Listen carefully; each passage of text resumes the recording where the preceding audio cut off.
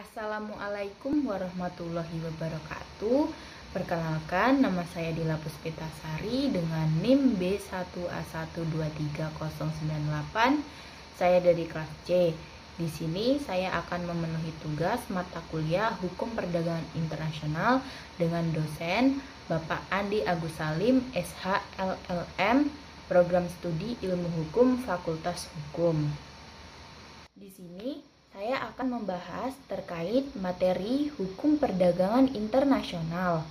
Yang pertama, saya akan membahas perkembangan hukum perdagangan internasional.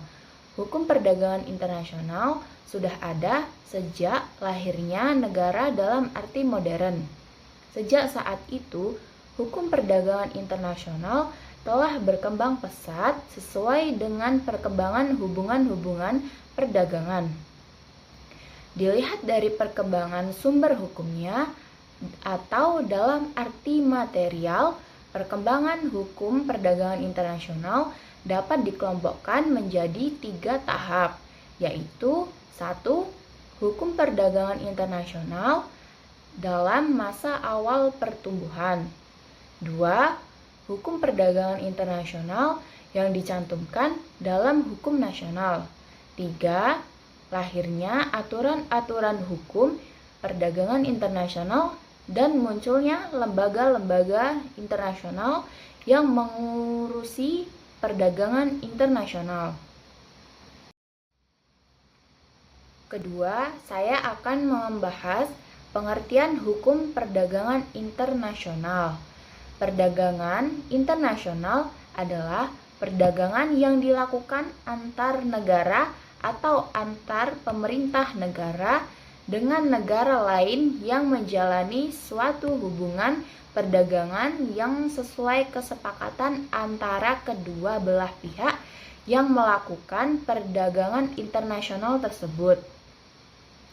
Perdagangan internasional adalah perdagangan yang dilakukan oleh penduduk suatu negara dengan penduduk negara lain atas dasar kesepakatan bersama. Penduduk yang dimaksud dapat berupa antar perseorangan atau individu dengan individu, antar individu dengan pemerintah suatu negara, atau pemerintah suatu negara dengan pemerintah negara lain. Perdagangan internasional adalah proses tukar-menukar yang didasarkan atas sukarela dari masing-masing negara. Adapun motifnya adalah memperoleh manfaat perdagangan atau gains of trade. Yang ketiga, saya akan membahas tentang definisi hukum perdagangan internasional menurut Michel Sanson. Hukum perdagangan internasional menurut Michel Sanson adalah pengaturan perilaku pihak-pihak yang terlibat dalam pertukaran barang, jasa, dan teknologi antar negara. Ia tidak menyebutkan secara jelas bidang hukum ini jatuh ke dalam bidang yang mana, antara hukum privat, publik, atau hukum internasional. Sanson hanya menyebutkan bidang hukum ini adalah pengaturan perilaku para pihak. Para pihaknya pun dibuat samar, hanya disebut parties. Sedangkan objek kajiannya ia menjelaskan yaitu jual beli barang, jasa, dan teknologi. Meskipun memberi definisi yang mengambang tersebut, Sanson membagi hukum perdagangan internasional ini ke dalam 2 bagian utama, yaitu hukum perdagangan internasional publik dan hukum perdagangan internasional privat. Yang keempat, saya akan membahas tentang asas-asas hukum perdagangan internasional. Dalam kegiatan perdagangan internasional dikenal dengan istilah kontrak dagang. Pembuatan kontrak dagang internasional ini didasarkan pada asas-asas hukum.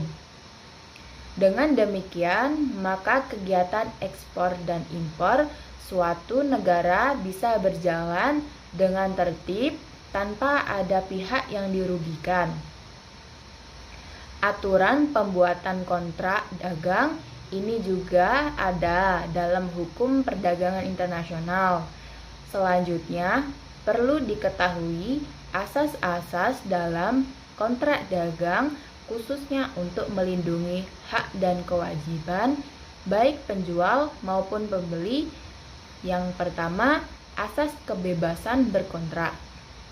Yang kedua, pengakuan atas kebiasaan serta praktik perdagangan antara negara atau perdagangan internasional. Yang ketiga, asas itikat baik serta transaksi yang jujur. 4. Asas bisa dibatalkan kontrak saat terjadi kesenjangan yang lebar atas hak serta kewajiban pihak-pihak yang ada dalam kontrak. Yang kelima, saya akan membahas tentang tujuan hukum perdagangan internasional. Adapun tujuan hukum perdagangan internasional yaitu 1. Untuk melindungi kegiatan perdagangan. 2. Menciptakan perdagangan internasional yang stabil. 3. Menghindari kebijakan dan praktik perdagangan nasional yang merugikan negara lainnya. 4. Meningkatkan volume perdagangan dunia. 5. Menciptakan perdagangan yang menguntungkan bagi pembangun ekonomi setiap negara. 6. Meningkatkan standar hidup manusia. 7. Memberikan lebih banyak peluang lapangan kerja. 8.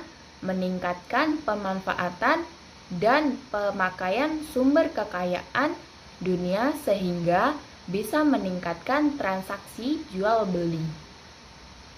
Yang keenam, saya akan membahas tentang prinsip dasar hukum perdagangan internasional. 1. Prinsip dasar kebebasan berkontrak. Prinsip dasar kebebasan berkontrak sebenarnya merupakan prinsip universal dalam perdagangan internasional. Setiap sistem hukum dalam hukum dagang mengakui kebebasan para pihak untuk membuat kontrak-kontrak dagang internasional. 2. Prinsip dasar fakta Sanservanda. Prinsip dasar fakta Sanservanda adalah prinsip yang mensyaratkan bahwa kesepakatan atau kontrak yang telah ditandatangani harus dilaksanakan dengan sebaik-baiknya atau dengan itikat baik dan berlaku secara universal. 3. Prinsip dasar kebebasan komunikasi atau navigasi. Komunikasi atau navigasi adalah kebebasan para pihak untuk berkomunikasi untuk keperluan dagang dengan siapapun juga, dengan melalui berbagai sarana navigasi atau komunikasi, baik darat, laut, udara, atau melalui media elektronik. Kebebasan komunikasi ini bersifat sangat esensial bagi terlaksananya perdagangan internasional. Selanjutnya yang terakhir yaitu kesimpulan. Dapat disimpulkan, hukum perdagangan internasional merupakan kegiatan dagang yang dilakukan antara negara atau pemerintah negara dengan negara lain menjalani suatu hubungan perdagangan yang sesuai dengan kesepakatan antar kedua belah pihak yang melakukan perdagangan internasional. Hukum perdagangan internasional ini dibagi dalam dua bagian utama, yaitu hukum perdagangan internasional publik dan hukum perdagangan internasional private, dengan tujuan untuk melindungi kegiatan perdagangan mencapai perdagangan internasional yang stabil, meningkatkan standar hidup manusia, dan memberikan lebih banyak peluang kerja.